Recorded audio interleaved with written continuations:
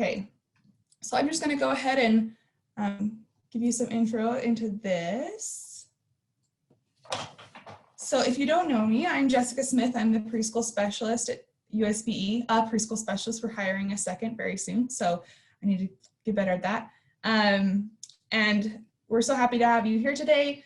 We're going to be talking about the new early learning standards and specifically in the content areas of health and lifelong learning practices. And I'm excited for our chance to work together today. So I wanted to start off with discussing professional learning communities. So you guys are all here today and hopefully with a couple members of your team that will help you learn this information and this content, but then actually get it implemented into the classrooms in your program. A lot of the PD that we attend is kind of a sit and get, and a lot of, you sit there, yeah, that's a great idea, and then you go back to your classroom and run normal procedures. So we want to make sure that what you're getting today will actually be implemented in your classrooms. And the professional learning communities are the key to making that happen. So attributes of a learning community: it promotes collective responsibility and shared purpose, cultivates mutual accountability and trust among members, incorporates a sense of belonging with supportive conditions, and the focus is on learning. So I know that some of the professional learning communities I participated in as a teacher maybe didn't have this preface on what they really were for, but it really is meant to be a team effort that you guys are checking in with each other on how it's going, what changes need to be made to ensure that this really occurs. So why is it important to this group?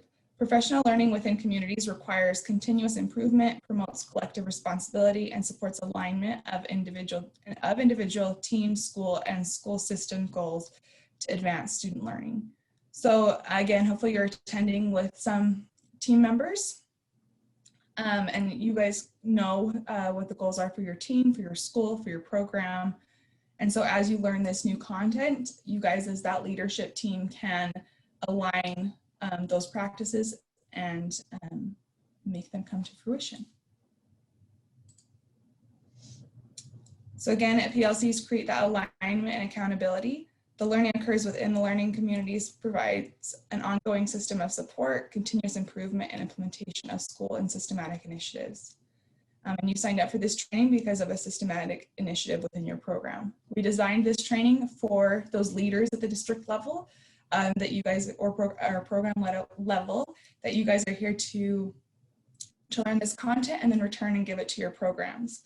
And again, that you're having that continuous conversation with each other on what can we do better, what changes need to be made. When you work together as a team, things are more likely to occur because you have that accountability. Alignment and accountability. Again, learning communities bridge the knowledge to doing gap by transforming macro level learning, knowledge and skill development into micro level learning, the practices and refinements necessary for full implementation into the classroom and or workplace. So again, taking the knowledge, you sit in a professional development like today and you gain this information, but actually moving it to that doing stage, that then what you learn today is actually being implemented in those classrooms. This is the shared participant folder that you'll be utilizing throughout. I will copy the link into the chat as well.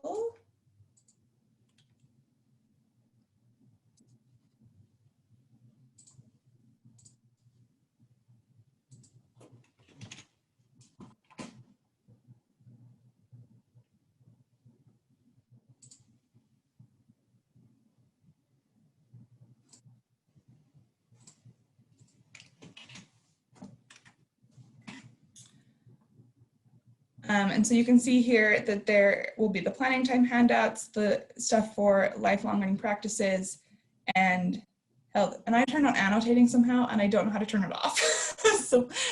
so don't doodle if you can. Let me erase it. Clear all drawings. There we go. Okay.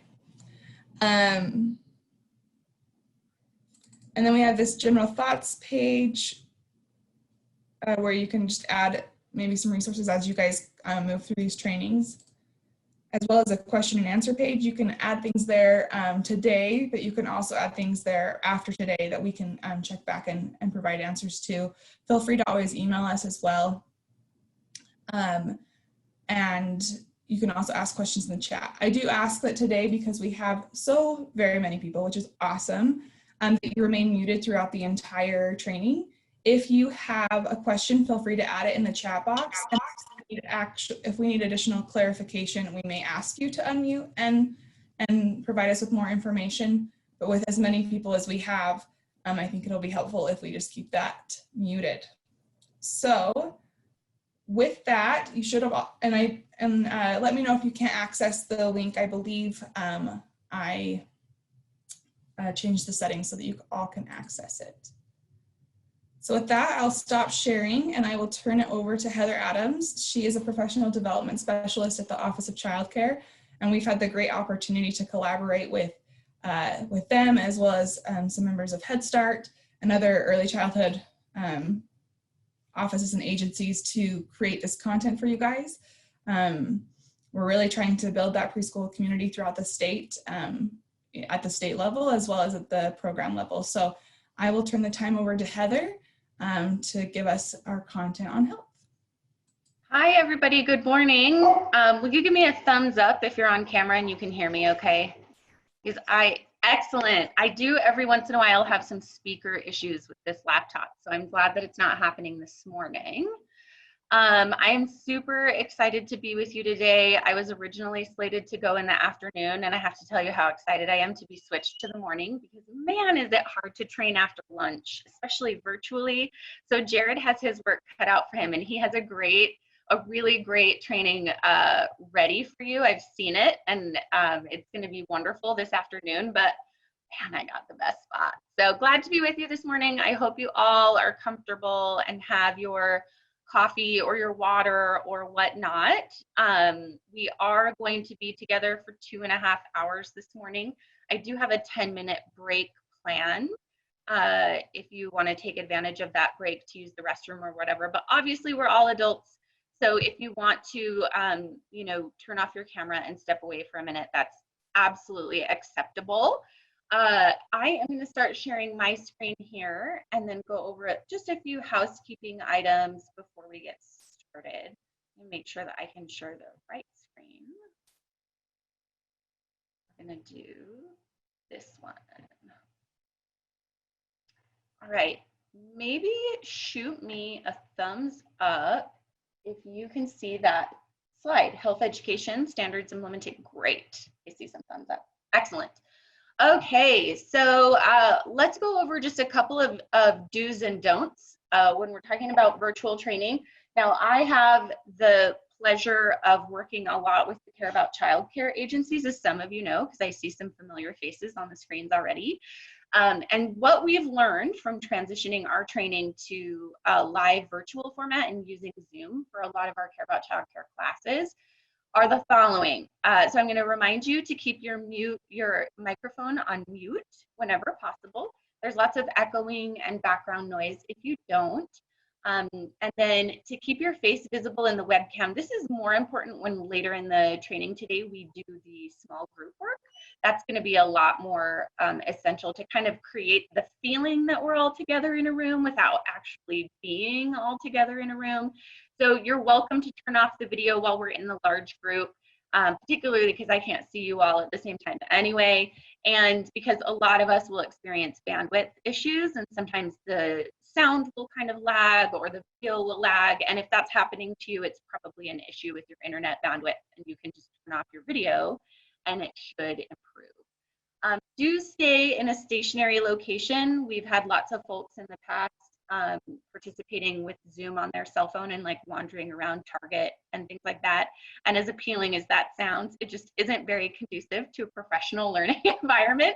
So do try to stay in a stationary location, you know, no doing dishes while you're on camera and so on and so forth. And then we really want you to participate. This is a difficult platform, right? we, like Jessica mentioned, we want to take this macro level learning and really dial it down for you guys in your roles, in your programs, so that you can make it applicable, immediately useful in your daily lives. And to do that, we need you to participate when it's time. So stay with us. I know it's hard in this virtual environment, but definitely try your best to participate and stay with us. As far as don't go, I would say warning to not allow pets or other people who might be in the room with you to become distracting. I say that, and I'm like the biggest hypocrite. I have my golden retriever puppy right here who has no manners whatsoever. So you're probably going to hear her bark. I'll apologize in advance. Um, don't use technology while operating a motor vehicle. That kind of goes back to the original do of stay in a stationary location. We've had lots of folks trying to attend classes, while driving with their cell phone, and it's a little crazy.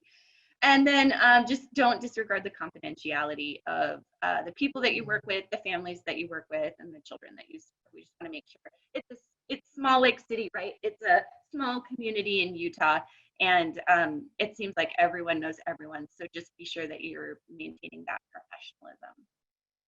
So I'll introduce a little bit about myself. Can you all see the screen that has me on it? I just want to make sure it's advancing to the right screen. Maybe a thumbs up. Excellent, thanks. Okay, so I'm Heather Adams. My current role is a professional development program specialist at the Office of Child Care. And so, like I mentioned before, I primarily work with the Care About Child Care locations, the regions throughout the state who help with the professional development of those who work in private child care and family child care programs. Currently, the majority of my job is rewriting the curriculum that those classes have. And so because of that role, I was asked and got to serve on the Early Learning Standards Writing Committee. And that was a really exciting experience. So these standards that you see in this new book were put together by a committee, and we're going to talk about that a little bit more here in just a minute. But I served on that writing committee, and I just need to preface that I am by no means a health expert. So if you have specific questions about the health standards, we're going to get into the research behind them and things like that. But that's really not necessarily my forte. And so we can connect you with the people who are those experts if you do have really specific